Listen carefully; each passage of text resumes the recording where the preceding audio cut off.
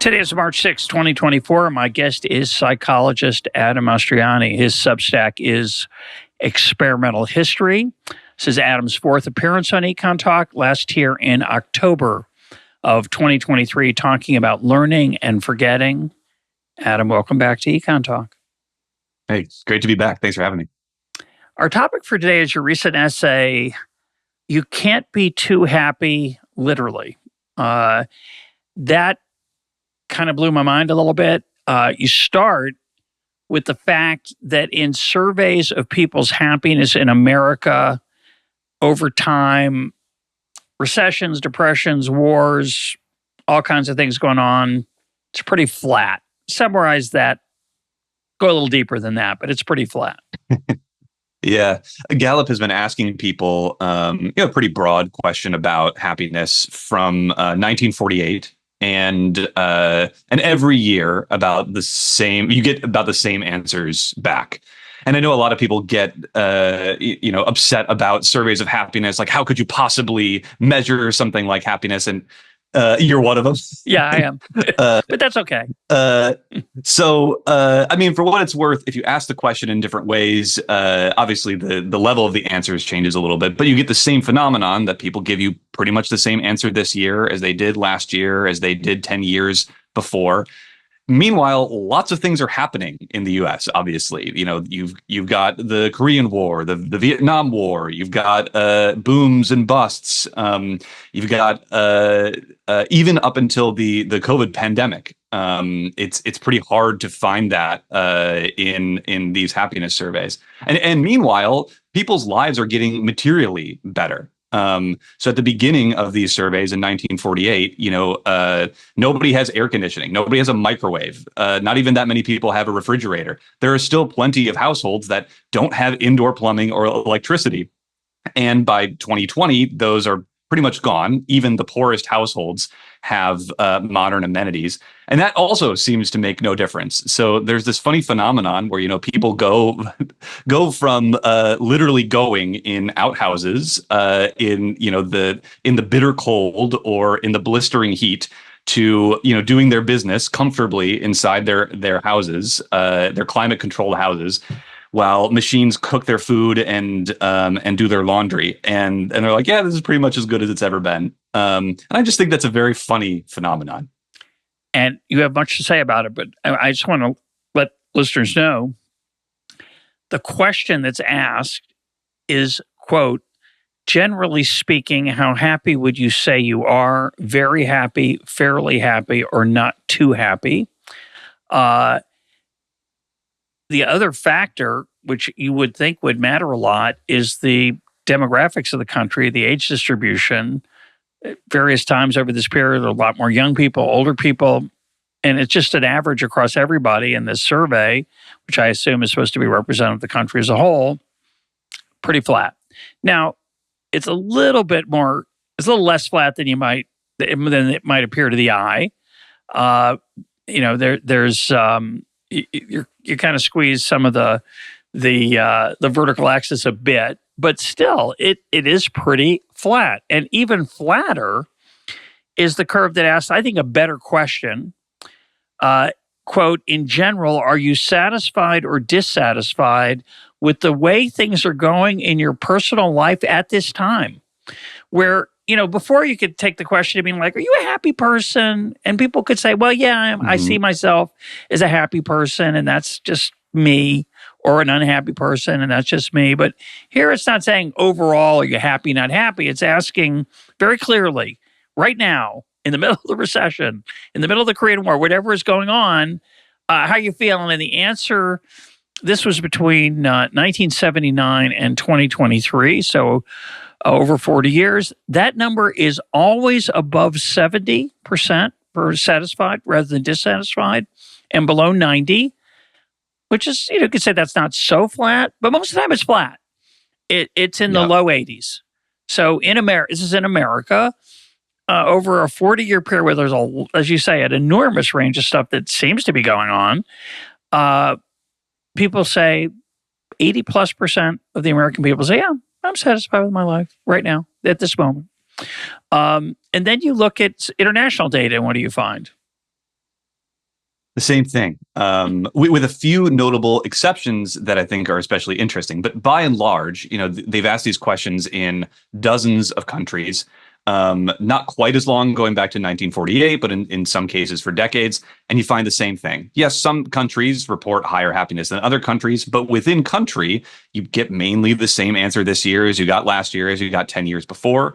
The exceptions are the places where, if you had to make a list of the places in the world where life seems to have gotten the worst recently, you can pick it up in the data, which I think is an important thing to find, that it's not just that people say, oh, things are going well no matter what happens. Like, no, in Egypt, where there's a coup, where the government falls apart and, there's tanks in the streets, there's not enough food on the shelves, you can see people's happiness ratings tanking there. Same thing in Venezuela is another one where obviously there's been an economic crisis. People's lives have gotten materially worse, and they say, like, I'm not that happy right now.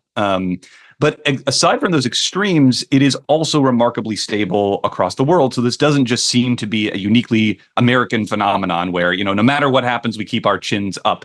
This seems to be more of a human phenomenon that, as long as things don't get too extreme, too egregiously bad, people remain at pretty much the same level of happiness. There are also a few places that have edged up over time, which also makes sense as those countries have developed. That if you go from the level of poverty where you do really have to worry about whether you're going to have enough food to eat, or whether a single injury or illness is going to ruin the rest of your life, as you move into a level of development where you're not rich, but you're not teetering on the brink of disaster every single day, you do also see in those countries that people do report feeling happier after that transition than before. But other than those two phenomena, the long, slow march of development from abject poverty to sort of moderate wealth, or a quick slide into misery, you don't really see many changes internationally. And the reason this is an interesting piece for me is I'm not so interested in these national portraits. I am I'm a skeptic of sorts of this kind of research. But I think it's more interesting at the individual level, which is where you take the essay at this point. And I think, one can look into one's own heart and ask oneself how you as an individual might respond to such questions at various times in your life. And, there are times when you're worried about your job. There might be times when you get a raise or you get a promotion, or you're in between work and you're not sure whether you can find work. And your happiness or satisfaction level or well-being might vary a little bit.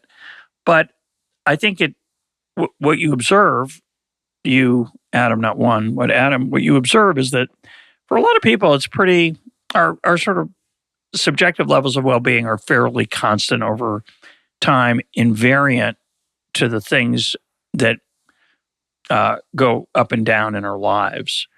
We're ruling out, the road rage incident where you go berserk and the pollster says, satisfied or dissatisfied, right? These are, more general. Right. At a relatively quiet moment in the evening, one reflects on one's happiness and well-being. It's pretty stable. And what you point out that was so provocative for me is that we understand half of that, the sadness part. When we're sad, we try to cheer ourselves up. So talk about that first, and then talk about the part that's a little more mysterious. Yeah, I think there's half of the mystery that I feel pretty satisfied that we've solved, at least at an abstract level, which is, well, when bad things happen to people, we have what my dissertation advisor back in graduate school would call the psychological immune system. You get fired from your job and, well, you become motivated to find a different job. And then when you get that new job, you reframe that previous experience as, oh, I was so lucky actually that I got let go. I would have hung on there far too long. And now I found a job that's right for me. Same thing happens after a breakup. You unrationalize all the things that you rationalized about your partner, and suddenly all their idiosyncrasies seem annoying rather than charming. And you come to, love and appreciate the person that you find and spend the rest of your life with. And all that's good. Like, it makes sense that is something that a healthy, functioning human would do, that it's not adaptive and it's not useful for your life to stay in bed crying for years after a bad thing happens to you. You should learn from it and then bounce back. But you point out also, it's not just that I rationalize something that I could have interpreted a different way as a positive thing. I treat myself to an ice cream. I call my mom who says you're brilliant. You list a bunch of things that we do. These are things in our, for those of us who are blessed to have a relatively narrow range of ups and downs in our lives, we have things in our toolkit. It's not just that psychological immune system to cope with an unpleasant surprise, right? Yeah, I mean, I think of these as at their root psychological, and some are purely internal and some require some kind of external behavior as well. So internal might be purely reframing. I come to say like, oh, that job wasn't so good. The more external, which is still psychological in origin, is, oh, I feel kind of bad. I should seek out my friend and have some fun, or I should play some video games and distract myself. Or I should go on vacation and relax, those kind of things, all of which are meant to try to restore us to this baseline level of happiness, which for most people is pretty good. So that part of the mystery, I think, makes total sense as to why happiness would be stable. But there's the other half that I think it doesn't make a lot of sense. Do you want to talk about that? Yeah, go ahead. So that makes total sense as to why you would come back up when you're down.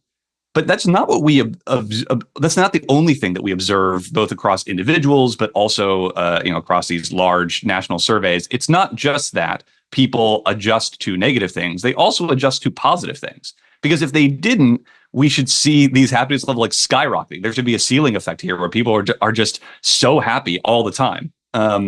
And that clearly doesn't seem to happen. Even when you track someone through, for instance, like marriage, you can find that people are happier, especially for men, right before they get married, the year they get married, a little bit afterward, but then they're back down to baseline. Well, what's going on there? It makes sense as to why we would have an immune system for the negative things. We would do all these things to make the bad better. But why does the better get worse?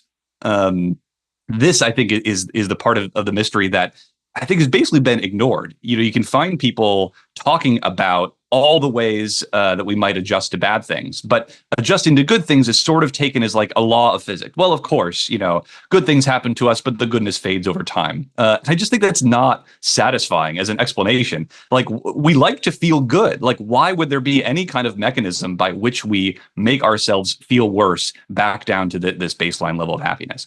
And you raise it in I think in a more existential way or a deeper way, which I'd never thought about, which is I do lots of things that are kind of downers. I seek them out. I watch, use the example of watching a film about the Holocaust. So The Zone of Interest has been nominated for Best Picture. We're taping this on March 6th, right before the Academy Awards. I actually think there is a chance it will win Best Picture instead of Oppenheimer, which is the more likely choice. But it's not an uplifting film. It's an incredibly powerful, unbelievably effective work of art. But when you walk out, and by the way, for those of you who haven't seen it, there's nothing graphic in it. Not a single scene really occurs within the concentration camp of Auschwitz, which is what the movie is about. It's about the commandant of Auschwitz, his domestic life with his family. And we watch them going about their domestic life. And it is done in such an artful and understated way. You walk out of that movie, you're it's like being hit up by the side of the head with a sledgehammer. You're overwhelmed, or you might be bored, and it doesn't work for everybody. I understand, but no one goes into that movie thinking, I'm kind of down right now. I think I need a good Holocaust movie to lift my spirits. No matter how happy you are, and you're suggesting that especially when I'm happy, I might turn to something that might bring me down, and that is strange. And there are other things in our lives that we do that are that are painful, that are poignant, that are bitter.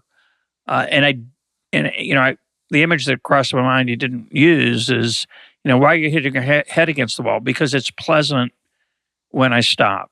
That's not what you're talking about. You're talking about the fact that there might be a natural impulse to walk away from happiness. Not literally walk away, but to bring yourself down in moments of exhilaration and joy. And so you have a metaphor, a very nice metaphor of the furnace and the air conditioner. Explain it. Yeah. So I think this makes sense in a model of the mind that thinks of a lot of our psychology as basically running control systems, which are just feedback loops with a few gizmos that compare how things are to how things should be, and then try to reduce the difference between those two. So the classic example of a control system is the thermostat in your house. You set it to, say, 70 degrees Fahrenheit. I have no idea what that would be. Celsius, 400. I don't know. And if the 400, temperature, Adam. Let's just say that. Okay. Yeah. Keep going. If the temperatures, you American chauvinist. Exactly. It's a little over 20. Okay. Sure. I'll take your word for it. Basically, if the temperature ever goes a little bit under that, the thermostat turns on the furnace to raise the temperature. If the temperature ever goes over that, it turns on the air conditioning. If you have air conditioning, to bring the thermostat turns on to bring the temperature back down. And with just these few mechanisms, you can keep a house at 70 degrees pretty much no matter what the temperature is outside, as long as it doesn't become, surface of the sun temperature or absolute zero. Like within a certain range, you can control the temperature. And this is a pretty good way of keeping things stable. I think the mind also has to keep many things stable. There are lots of things that we have to do in moderation to survive and thrive. You need to eat food, but not too much. So you can't just have a system that goes eat food all the time because you'll burst your stomach. You need to have some mechanism for making you eat when you're hungry and stop when you're full. You need to sleep, but not all the time. So you need some kind of mechanism to make you tired when you need to sleep and wakeful when you need to get up and do stuff. And on and on. Even with more complicated things, like you need to maintain relationships, because if you get exiled from your community, you're probably not going to do very well. But you can't spend all of your time maintaining your relationships because you need to do other stuff as well. So you need some kind of mechanism to make you seek out the company of others, and some mechanism to make you seek solitude when you need that as well. It would make sense if our moods, if our happiness were also subject to some kind of control system, because the hallmark of a control system is stability despite disruption. So if you deprive someone of food for a while, they're going to get hungrier and hungrier. Their drive to eat will increase more and more over time, until if you let them eat food, they'll eat a lot to come back to baseline. If you feed someone a lot of food, if you force feed them, they won't be motivated to eat for a long time after that. So this level of satiation, they're really trying to keep it broadly stable, even though there's deflections here and there. The more deflection there is, the more the system tries to resist it. Well, happiness too seems to exhibit this characteristic of being stable despite disruption. Like people's lives get better. They get indoor plumbing, but they go back to being just as happy as they were before. Or their lives get worse. They lose their job. They are less happy, but they go back to just as happy as they were before. So it would make sense, or one way to explain this is that there is some kind of psychological furnace, which is the part we understand really well. When you are sad, there are mechanisms that activate to make you happier. But that there's also some kind of air conditioner, that when you are happier than your baseline, there are some kind of mechanisms that activate that make you less happy. And these, I think, are the mechanisms that we've basically ignored or treated it as they are like laws of physics. Now, before we go on, it's pretty clear that when it's cold out, we want it to be warmer, but we all understand that if it's too warm, there's a problem. So there is such a concept, as you mentioned in the essay, of we could call it the Goldilocks principle. There's too hot, too cold, and just right. With heat, we understand just right. With food, we understand just right. With sleep, we understand just right. Why would happiness be one of those things? Because it would seem to be something I wouldn't say, no, I'm just, I'm a curmudgeonly guy, and I'm not too miserable, but I'm not too happy. And that's the way I like it. I mean, why wouldn't I want to be happier if I could be? And so what is you could wonder what the evolutionary impulse is here that would encourage a just right level of happiness. But I think you have some thoughts without going that direction on why being too happy is a problem, because you wouldn't think so. Your first thought would be, if I could just be jubilant 24/7. I mean, that's the goal, isn't it? And you point out, not so fast. So why not? Yeah. In fact, I can think of two main reasons, which both could be evolutionary in nature. In fact, I suspect that they would be. One is that if you get too happy, things actually go pretty badly in your life. This state of maximal happiness, psychologists and psychiatrists call it mania. And the thing about people with mania is a lot of them end up in the hospital because they do things like drive at 120 miles an hour because they feel like they're invincible, or they start a bunch of wacko businesses that could never work because they feel like they're the smartest person in the world, or they start to feel like they have special powers or they're a special person. So a lot of these people start to think that like, oh, I'm the second coming of Christ, or I have special spiritual powers and I need to use them to help other people. A lot of these people find their way into the emergency room because of the excesses of the things that they do, out of their feeling of jubilation. So you can read some of the accounts of people who have had manic episodes who describe these things. And the thing about them is that this state doesn't feel aversive to them. Like people who are depressed do tell you, like, I wish I didn't feel this way. They're very clear about that. Even if it's hard to get them the activation energy to do something about it, they don't like being like that. People with mania like being like that. It's hard to get them to seek treatment, which is, I read one account where this person, had sort of hypomania moving into what was almost certainly mania for a long time, and had to be tricked into going to the hospital by people who saw what they were doing and were really concerned about them spending all of their money, like doing things that were really bad for them in the long term, whereas they felt like their life had never been better. So this is a really scary psychological state to be in. And so it's not just an unalloyed good to be able to turn that happiness dial up and up and up. Even though people will say they feel great, they're doing things that are clearly bad for them. So that's one sense in which it is bad to be too happy, and why it would make sense for there to be some kind of mechanism that would prevent this overload to the system. And what's the second? The second is that it's also useful to be able to modulate your mood. There's a lot of research on how people do different things depending on how happy or sad they feel. So you make someone happier, they're more likely to take risks, to be adventurous, to seek out the company of others, to basically do like the up kind of things, that the things you do when you're excited. When you feel lower, not necessarily depressed, but when you feel in a lower mood, you do things like reflect or go to sleep. So these are also, both of these things are useful things to do at different points. So you want to be able to calm down and go to sleep at the end of the day. You also want to be able to rouse yourself out of bed in the morning. If you had exactly the same mood all the time, these would be really difficult, because it's hard to go to sleep when you feel really excited. It's hard to get out of bed when you feel really sad. You want to be able to modulate your mood at least somewhat. This is also true socially. So I give the example in the piece of when you're at a wedding on the dance floor, you'd like to be exuberant. You want to let yourself go. You want to be excited. When you are in the pew at a funeral, you want to be sad. Like, that is the appropriate emotion to be in that moment. If you're always, if you are the glummest guy on the dance floor and the happiest guy at the funeral, you're not going to do a very good job of relating to other people. This also makes sense why it would be useful to have mechanisms to modulate your mood to fit the situation, which you can't do if you only have a furnace. So if you only have ways of making yourself sad or making yourself happy when you're sad, you don't have any way of pulling yourself back when it's time to, say, calm down and go to sleep, or time to reflect on some of the mistakes that you've made so you can not make them in the future. So those are two evolutionary reasons, I think, why it would make sense to have mechanisms to move mood in both ways.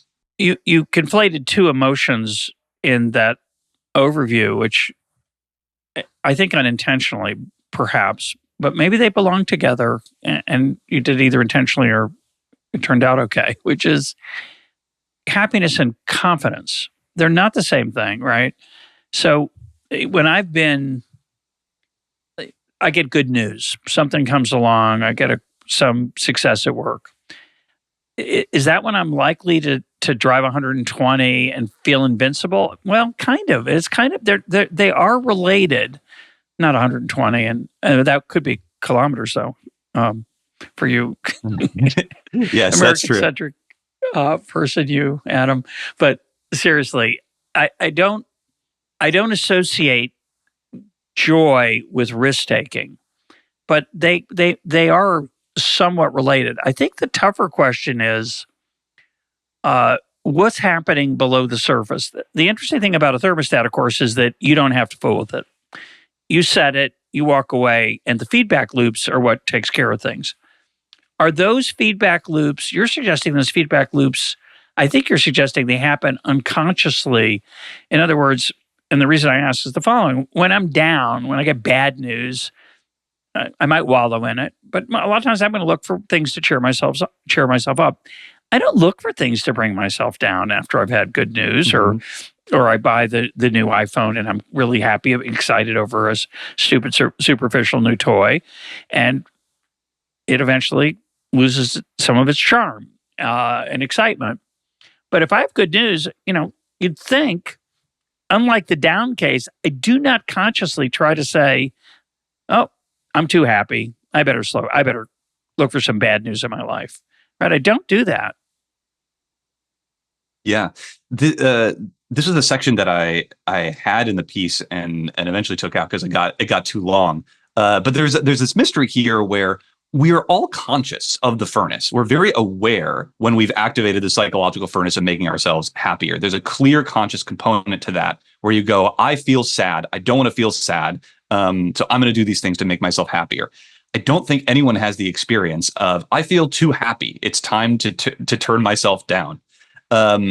Which seems strange, even though people clearly do this. I mean, you can, there were these studies that tracked people over time, like how happy are you and what are you doing? And pretty consistently, when people were happier, they were much more likely to then do something that would reduce their mood. And when they were sadder, they were much more likely to do something that would increase their mood, which suggests that people are trying to do this regulation. It's just that one side of that regulation feels much more conscious and obvious than the other side. So why might that be? I don't know for sure, but a few ideas that I had in this section that I cut. One might be, well, if you think in terms of the furnace and the air conditioner, depending on where you live in the world, you're going to use one much more than the other.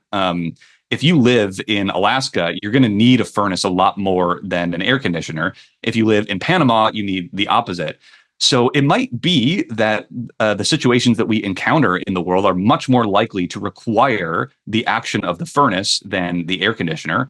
So it might be that that we need to make ourselves happier more often than we need to make ourselves sadder is one possibility. Another is that every feedback loop has some kind of conscious and unconscious component. So the like the components for hunger, clearly some of them are unconscious, that you just start to, the idea of food starts to pop into your head almost unbidden when it's almost lunchtime. And the feeling of it's time to stop starts to pop into your head almost unbidden. These are more of the unconscious parts, but then there's also the conscious parts of, oh, I'm going to be hungry in a couple hours. I should really make sure that I have food then, or, I shouldn't eat too much because I don't want to feel bloated. It might be that if indeed this air conditioner exists, that much more of it is unconscious rather than conscious, that it doesn't require the same level of conscious interference to do its work, which might be because it doesn't have to work as hard, because it's more likely that we are too low than too high. Or it might be that it is easier to accomplish its goals with less conscious interference. So you can think of like, when you get a new TV or a new phone, feel pretty good. Or I feel this anyway. Every time I get a new phone, I'm like, oh yeah, my new phone, like everything's cool. All that it would take to make me feel less good about my phone is to pay less attention to it. And actually paying less attention is requires less consciousness rather than more. So rather than this air conditioner having to make me be like, well, actually, no, my phone isn't that good. That's not the experience I have. I just stopped thinking about it. And so it might be that rather than adding more conscious attention, one way that this mood lowering system works is by directing attention away. And I imagine similarly, when you get that new job, the thing that makes you go back down to baseline isn't that you start to go like, well, actually, my job isn't that good. It's just that you move on. You stop thinking about it. You go like, well, okay, now I have to think about all the things I'm going to have to do in my new job. Which is a useful thing to do. If you spent your whole time in that new job thinking about how great it is, you would never actually do that work. Yeah, it's one of the, it's a staple of self-help books and occasionally of this program to talk about savoring the smaller delights of life. And because they're always around, by the way. The new phone is only there when it's new. It very quickly becomes an old phone. But, the flowers always are marvelous and the birds are beautiful. And there are things in day-to-day life that one can savor. And this would be a good time to mention Buddhism, I think. I am not an expert on Buddhism. Read a little bit. Interviewed Robert Wright about his book on Buddhism.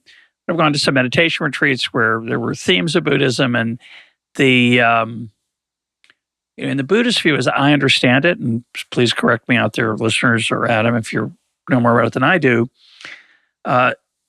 suffering comes from trying to avoid the unpleasant parts of life, not their actual unpleasantness, but running from them. And one way to think about this, and there are some of these themes in Judaism as well, perhaps in Christianity. You don't hide your demons because they will the more you try to hide them and push them down, the more excited they are to burst through into your brain. So you welcome them in. You don't pretend that they're not demons. You don't lie to yourself. But somehow by welcoming them rather than trying to constantly ignore them or shove them out, their sting gets lighter. And similarly, when good things happen in this view, you try to hold on to them. So that but they're transitory. The new phone will be less exciting. People die. Bad news comes along. But we're so desperate to hold on to the good times that also can cause suffering. I don't know if you've thought about how that interfaces with the way you're thinking about the brain as a control system, but seems relevant. Oh yeah, I mean, this idea of I'm really guilty of this. Whenever something good is happening, I go, oh, I sure hope it lasts a long time. Like, oh no, it's running out. This beautiful Saturday with friends. I'm really sad that it's going to end eventually. Which, of course, all things have to end eventually. Which feels to me like an overactive air conditioner that it is resisting this positive deviation. Not because I want it to. I mean, a lot of the control systems that I'm subject to feel like they work without my desire for them to work much of the time. But this is something that makes a lot of sense to me only in the light of there being some kind of mechanism for bringing mood down. Because this isn't like me wallowing in sadness. This is me like refusing to accept something good for as long as it happens. It is a problem of something working too hard rather than something not working hard enough. So it feels like resisting, like a system that turns on to resist what's good rather than the system that turns on to resist what's bad. Do you think we can do anything about this if we don't like our own personal air conditioner and furnace? Some people, it feels like their air conditioner's on all the time. They're blue. No matter what good news comes along, they can't enjoy it. There's always a dark lining to the silver cloud. And so one has a temptation, I think, in those settings, in those situations, to lecture people. Like, snap out of it. Just stop thinking about the bad stuff for a little bit. And that is remarkably unhelpful in my experience. So this is interesting to me. Does it have any? It's more than interesting. I think it's fascinating. But does it have any practical implications for how I should look at my own ups and downs? Yeah, I think so. So, I mean, in the extremes, one thing that gave me this idea in the first place was this idea that people who are very depressed seem like they have a thermostat that's set too low. Because when you look at the behavior of a person with depression, they seem to do a lot of things that keep them depressed. Which isn't to say that this is their fault, but this does seem to be part of the process of feeling very bad all the time as well. You keep thinking about your flaws and how life is hopeless and miserable. You disengage from other people. You stay in your bed all day. All of these things that if you were to force someone to do them would almost certainly make them feel less happy. And so one basic treatment for depression is to try to get people to do the opposite of the thing that they feel motivated to do, which is to get out of bed rather than stay in it, to seek out other people rather than keep to themselves, to not spend all day thinking about how worthless they are. And so I think this is basically trying to resist the action of the air conditioner. And so I think for the person who isn't clinically depressed, but who maybe has a hard time appreciating the good things in life, I think it actually requires less action rather than more. I mean, I find myself to be one of those people of like, when something good happens, I'm happy for about 6 minutes. And then I'm like, well, now I have to go on to all these things. Like, actually, what I need to do is to do less. Like, there is not some additional thinking that I need to do. I just need to do the opposite of what I feel motivated to do, which is to start worrying about the next thing. That like, actually, if I stop and sit there, I can feel like the radiance of this good thing and just sit with it for a while. Like there isn't, so that's why I think about this as a system that's working too hard, because it is like I am working very hard against the good things that are happening, almost as if to bring myself back down to this place where I feel like my mental thermostat is set. And so in those cases, I think like the solution is doing less. There might be other cases where actually the solution is doing more. And in those cases, what I actually need to do is to do less. Like the problem is an excess of activity rather than a lack of activity. And I think that if this is true, I mean, all this is pure speculation, but it could be that there are two very different ways to become sad. One is through a system working too hard, the air conditioning, and the other is through a system that's not working hard enough, which is the furnace. And the kind of person who maybe has a good life, but can't accept the good things, or is always worrying about the bad things, or always focusing on the bad things, seems to suffer from an excess and would perhaps benefit from doing less. But there are kinds of people who suffer from not enough, right? They don't seek out enough social stimulation. They don't push themselves hard enough to achieve because they think that they'll never succeed. They actually need to do more. And so this might be a way of splitting people into the mechanism by which they keep themselves sad, and in fact, they might have to do opposite things. Because I feel like I am very much on one end of the spectrum. What I need to do is less, not more. I'm doing plenty right now, but a lot of what I do is conspiring against my own satisfaction. So let me take this in a slightly different direction. Which thing about economics, and I'm going to try to. Economics is a discipline of human behavior and try to understand what people do.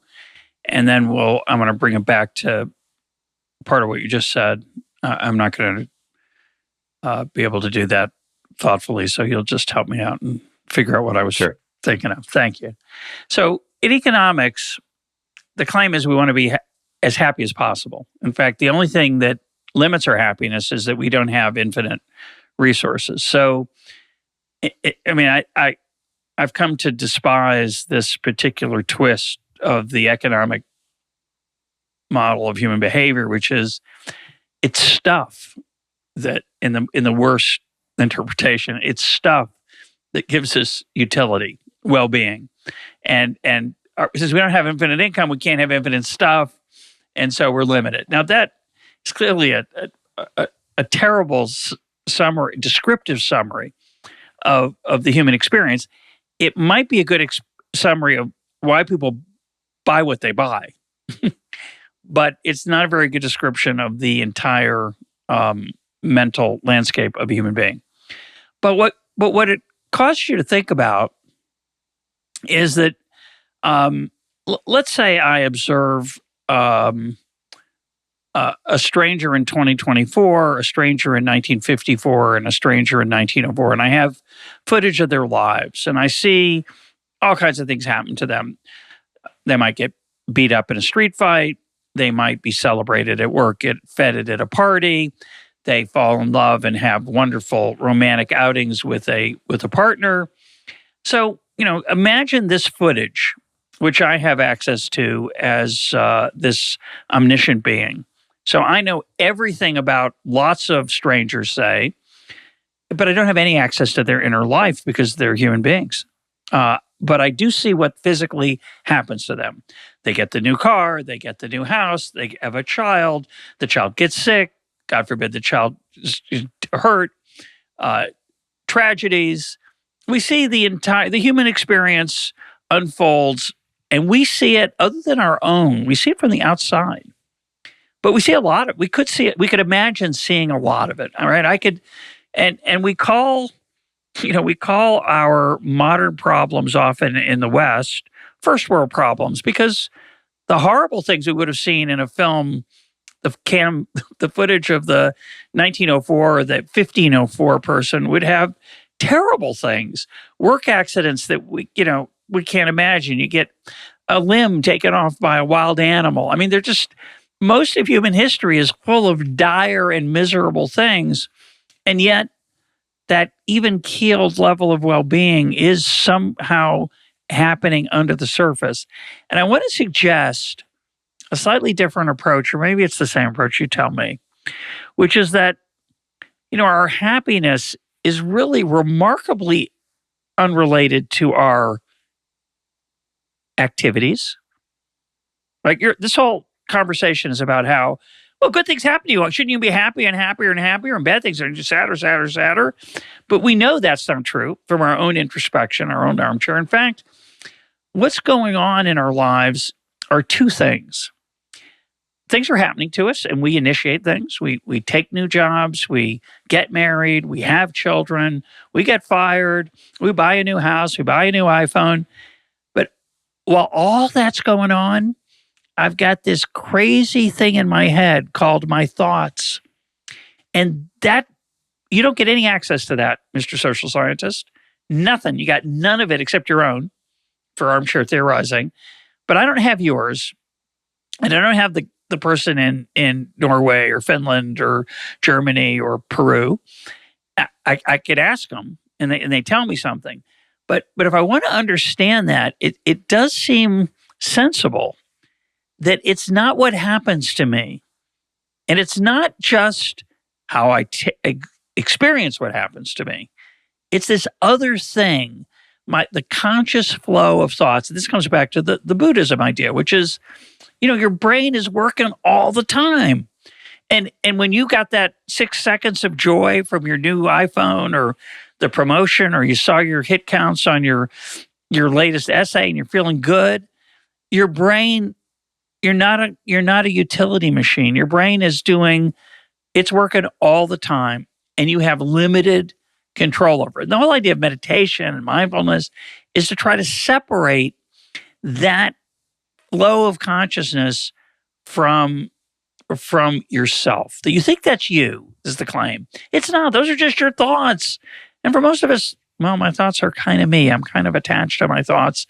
We're not going to debate whether Buddhism and meditation are useful or not. But my point is that it seems to me that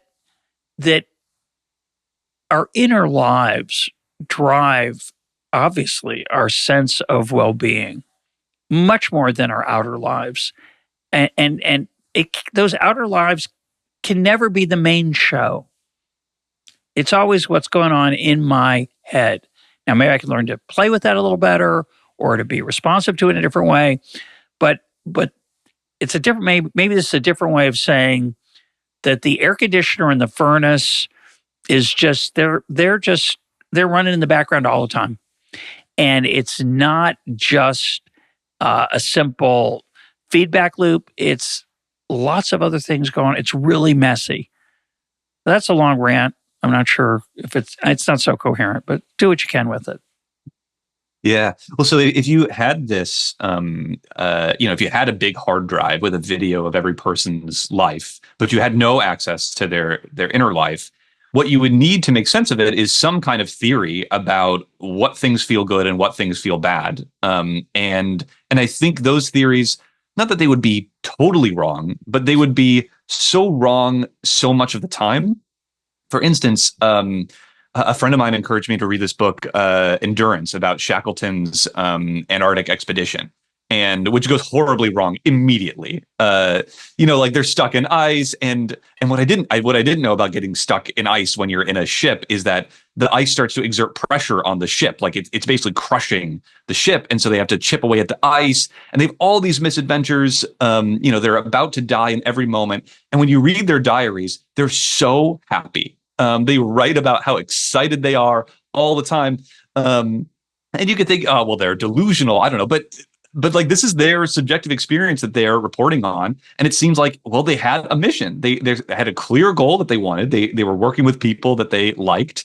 They were definitely in the moment in a way that I feel so rarely, that I have something so obvious that I need to do, like chip away the ice so that the ship doesn't get crushed and me and all my friends die.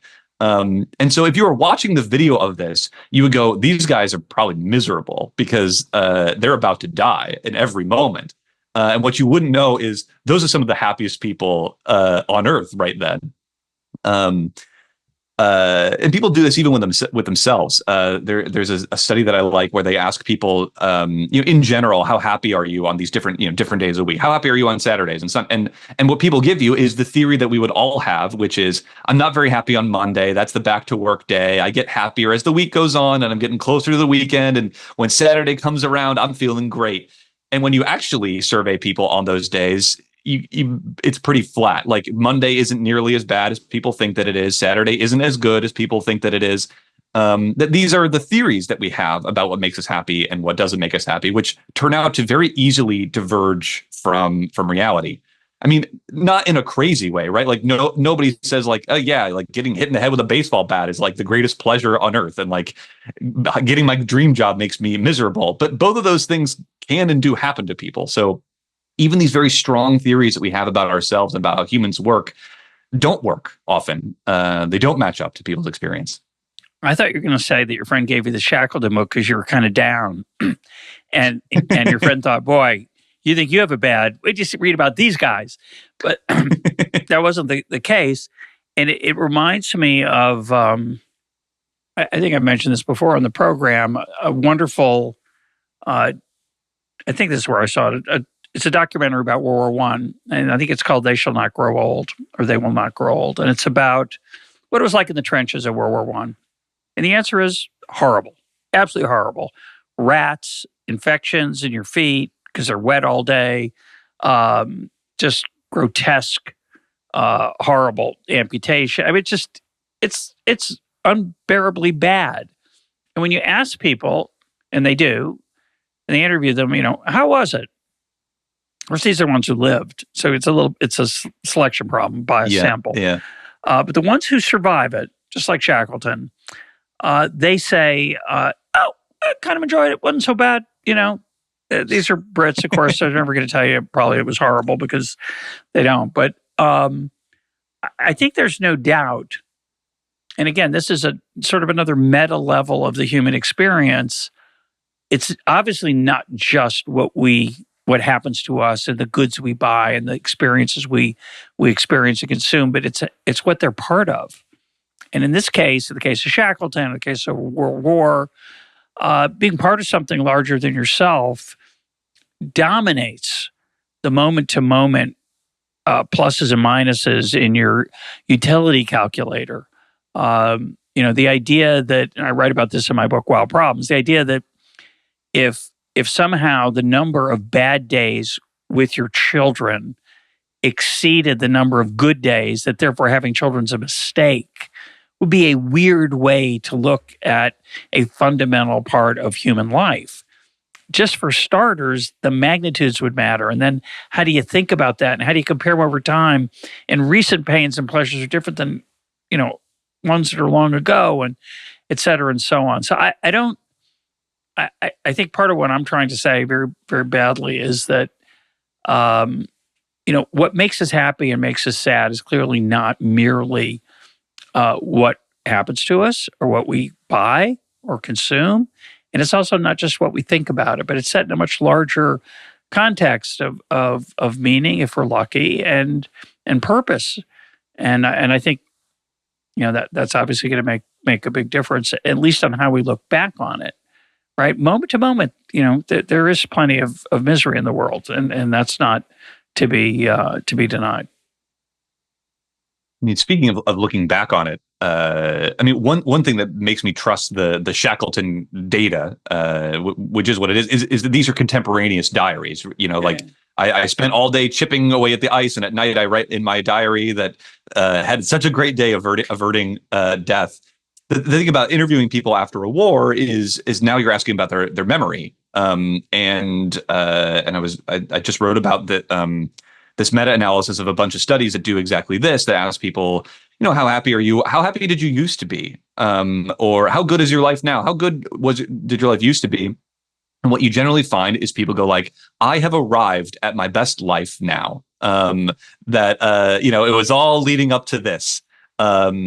By the way, when you ask them, like, what about other people? They go, everybody else is arriving at their worst life. It's getting worse for other people. It's getting better for me, which cannot be the case, of course, on average, because the people that we're talking about are also the people doing the reporting, and also isn't the case when you look at surveys of happiness over time. People give you the same answer each time you ask them, but they tell you, but my answer this year is better than my answer last year. And so we're also constructing a story about the direction that our lives are going in and making sense of the experiences that we've had.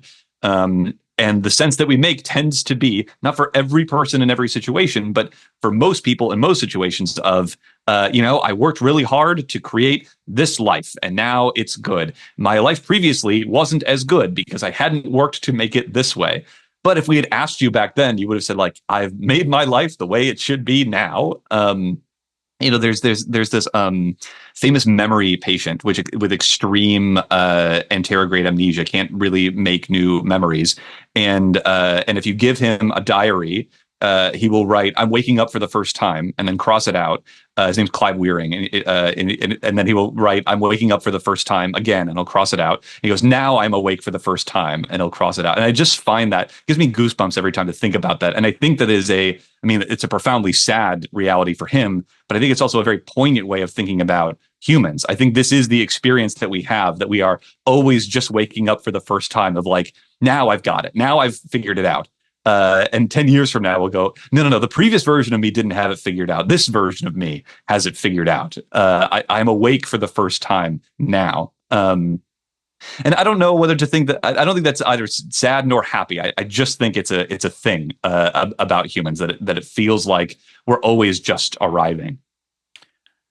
Yeah, I mean, that's raises a whole bunch of deep things. I mean, this came up a little bit in the episode with Brian Klaus, and I've written about it recently in an essay on forgiveness.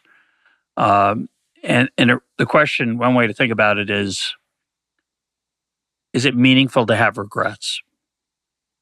Because to have a regret is to say, I wish I had done something differently at that moment. And we can think of a whole different types of regrets. I'll pick a few. Cruelties I did to another person.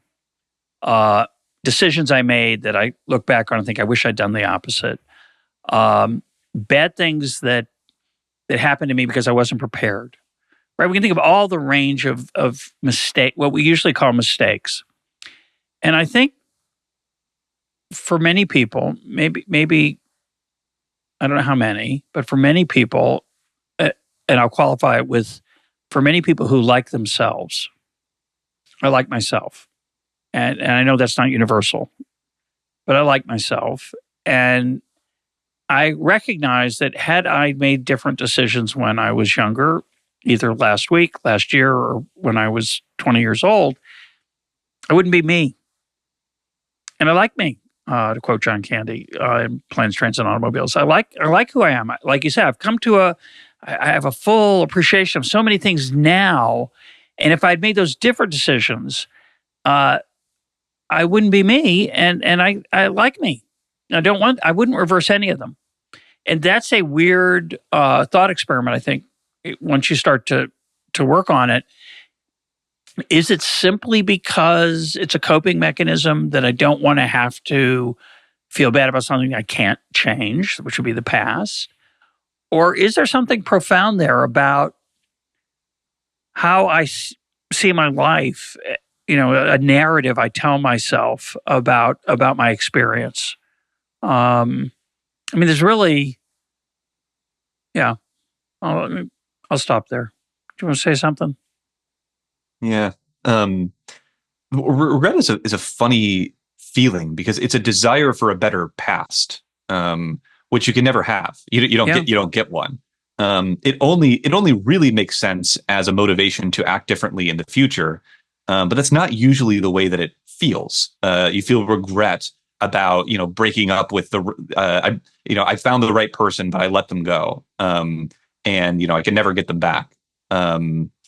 This maybe feels like it almost by definition has to be a misfire of the system. Like these kind of systems would only make sense for motivating future behavior, and so they are going wrong when they are trying to motivate past behavior.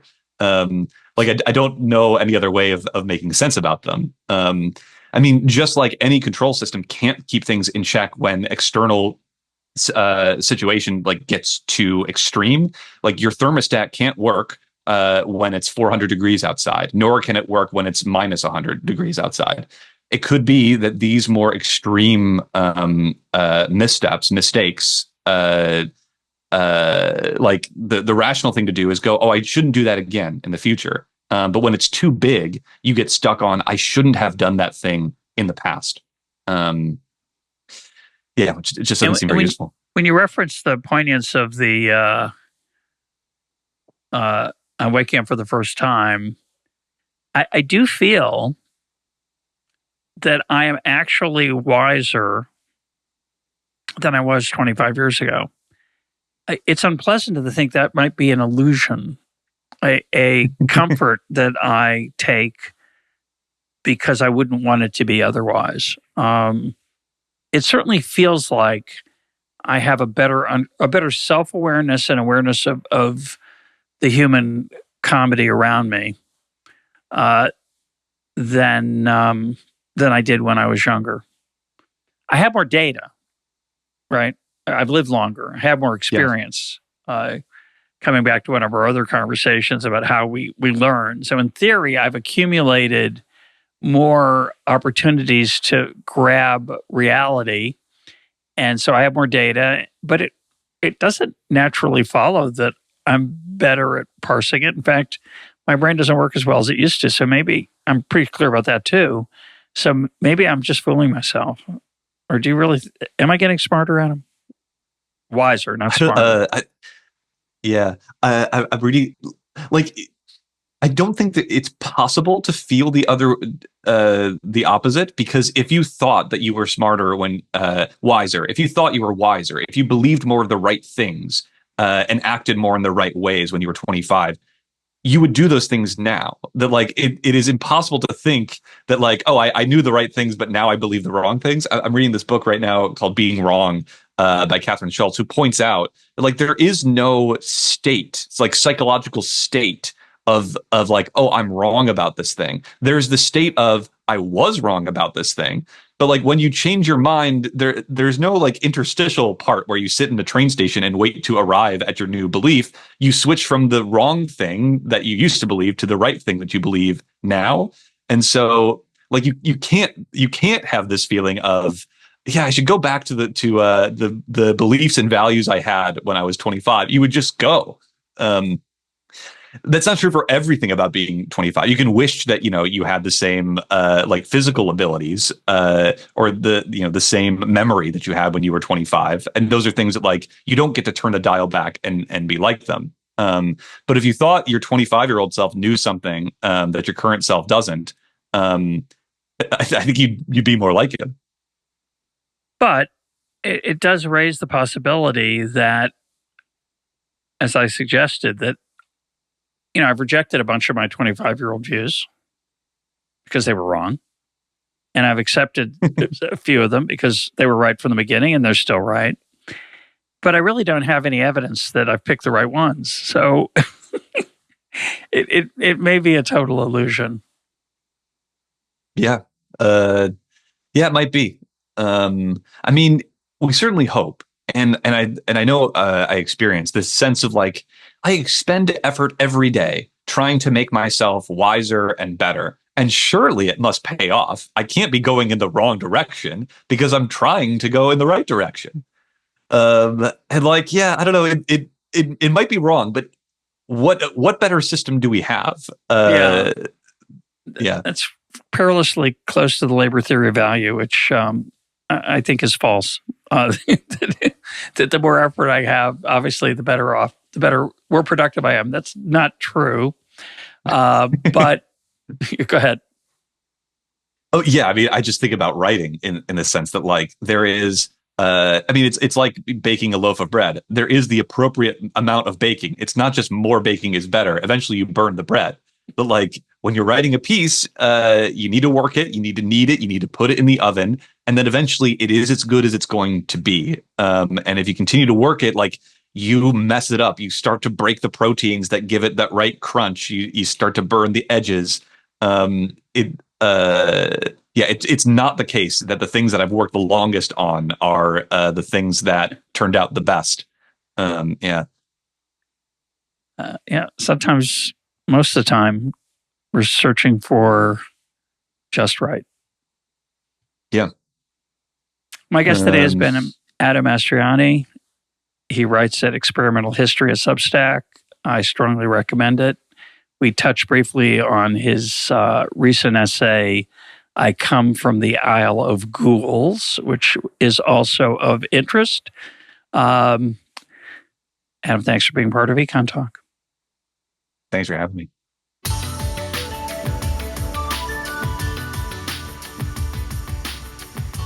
This is EconTalk, part of the Library of Economics and Liberty. For more EconTalk, go to econtalk.org, where you can also comment on today's podcast and find links and readings related to today's conversation. The sound engineer for EconTalk is Rich Goyette. I'm your host, Russ Roberts. Thanks for listening. Talk to you on Monday.